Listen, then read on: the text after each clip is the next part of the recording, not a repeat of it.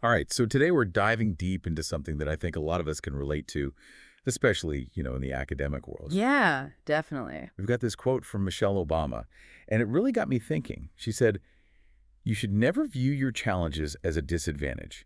Instead, it's important for you to understand that your experience facing and overcoming adversity is actually one of your biggest advantages." Ooh, that's good. Right. It's powerful stuff. So today, we're going to break this down, see how it applies to the academic grind, and hopefully offer some food for thought. I love it. Let's get into it. Okay, so first off, let's unpack this quote a bit. What jumps out at you, when you hear Michelle Obama's words? Well, I think what's really striking is this idea of a perspective shift, right? It's not just about dealing with challenges. It's about actively recognizing the potential for growth that's hidden within those struggles. Yeah, like instead of just saying, okay, what doesn't kill you makes you stronger, she's pushing us to actually look for the advantages that are forged in those difficult experiences. Exactly. It's about finding the silver lining, the hidden gem, The diamond in the rough. there you go. Yeah, the diamond in the rough. Okay.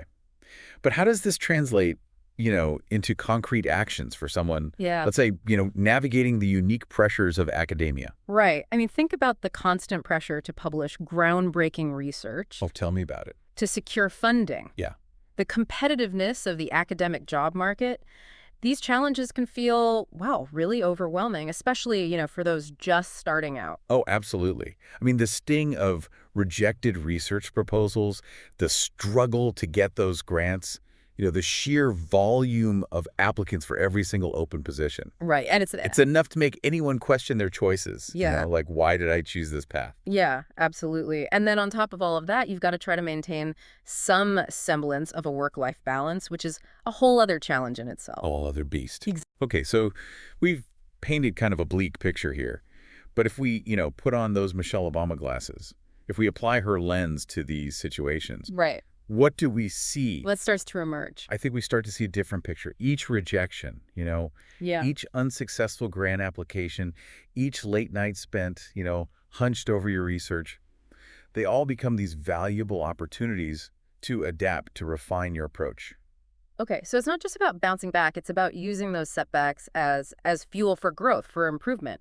How can academics actually apply this? Let's say practically when faced with, I don't know, like repeated grant rejections. Okay, so let's say you're dealing with those grant rejections. One approach is to analyze those rejections, not as like personal failures, but as feedback. Okay, yeah. What can you learn from the reviewer's comments? Is there a gap in your methodology?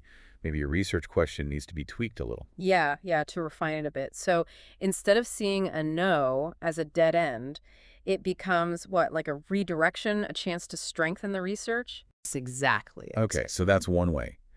Are there other ways that academics can kind of cultivate this mindset of turning challenges into advantages? For sure. Mentorship is huge. Connecting with more senior faculty who have been through it all, they've navigated these same challenges. They can offer, really valuable insights, Yeah. strategies. They've been there, they've experienced those setbacks, and they can provide guidance, based on their own journeys. Yeah, that peer-to-peer learning is so valuable. Sharing those hard-won experiences. It also really highlights, the importance of community and support within, the academic world. Absolutely. And we can't forget the creative spark, right, that can come from overcoming adversity. When you're forced to work through these obstacles, you have to think outside the box. You're pushed to find new solutions. And this can lead to unexpected research paths, exciting new collaborations. So it's not just about resilience. It's about leveraging those challenges to actually fuel creativity and innovation. Yes, exactly. Okay, this brings us back to something you mentioned earlier, the cutthroat academic job market.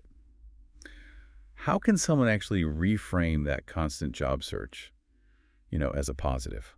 So think about it. Each application, each interview, it's a chance to practice.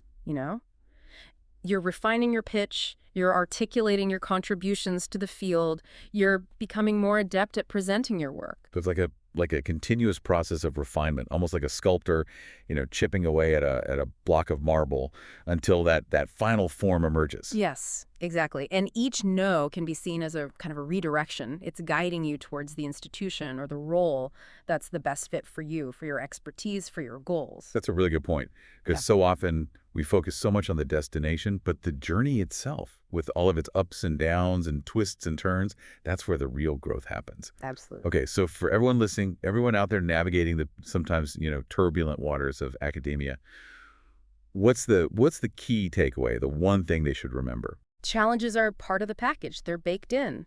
But by reframing those challenges, by seeing them as opportunities, just like Michelle Obama said, you can turn them into your biggest advantage. That's powerful. It's about resilience, it's about adaptability, it's about this willingness to always be learning and growing. Exactly. And for all our listeners out there who are on that academic path, striving for success, don't forget about academicjobs.com. It's such a valuable resource for finding university jobs. It's worldwide. They have listings from all over the globe. And the really cool thing is top universities use it to post their faculty jobs. So it's a great place to see what's out there, to find new opportunities, and to really put those hard-earned skills to work. Now, before we go, we want to leave you with something to think about. How have you personally turned a challenge into an advantage in your own academic journey? What did that experience teach you? I can't wait to hear what people come up with. Me too. Until next time.